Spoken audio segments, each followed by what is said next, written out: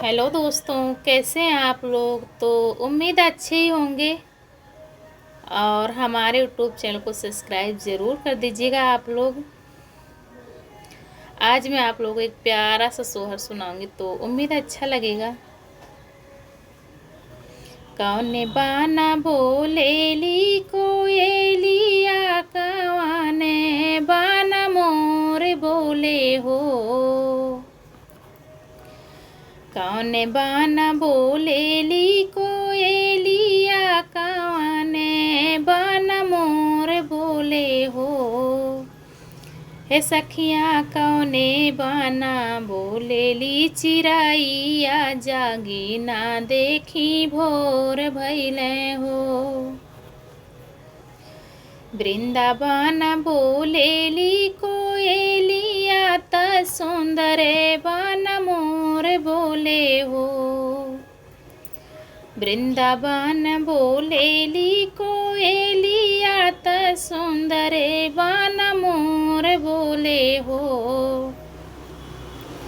हे सखिया नीमिया पे बोलेली चिराइया, जागी ना देखी भोर भइले हो।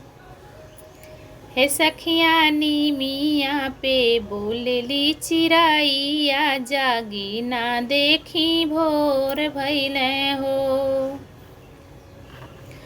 साँझ बेरी बोलेली कोयलिया, त रातिया में मोर बोले हो। साँझ बेरी बोलेली कोयलिया, त रातिया में मोर बोले हो। हे सखिया भोरवा में बोलेली चिराइया, जागी ना देखी भोर भइले हो। हे सखिया भोरवा में बोलेली चिराइया, जागी ना देखी भोर भइले हो। माली मालिनिया फूल तोड़ी, तहारवा बनावेली हो।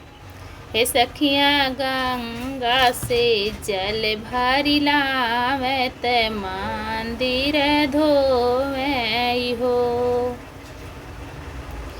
हे सखिया गंगा से जल भरी लावे, त मंदिर धोवे हो। पूर्व से आवेला सूरज देव, सगरो अजोर भइले हो। हे सखिया मंदिर के घंटा लागे बाजे, ते मन खुशहाल भइले हो। मालिन के गोदिया भराए, तो मालिया मगन भइले हो। हे सखिया माई कृपा बरसे अंगनावा, महालिया में सोहर गूंजे हो। हे सखिया माई कृपा बरसे अंगनावा, महालिया में सोहर गूंजे हो। कौन बाना बोलेली चिराइया, कौने बाना मोर बोले हो। हे सखिया कौने बाना बोलेली चिराइया, जागी ना देखी भोर भइले हो। हे सखिया कौने बाना बोलेली चिराइया, जागी ना देखी भोर भइले हो। दोस्तों गाना अच्छा लगे तो कमेंट बॉक्स में ज़रूर बताना और सब्सक्राइब करना तो ना भूलिएगा आप लोग।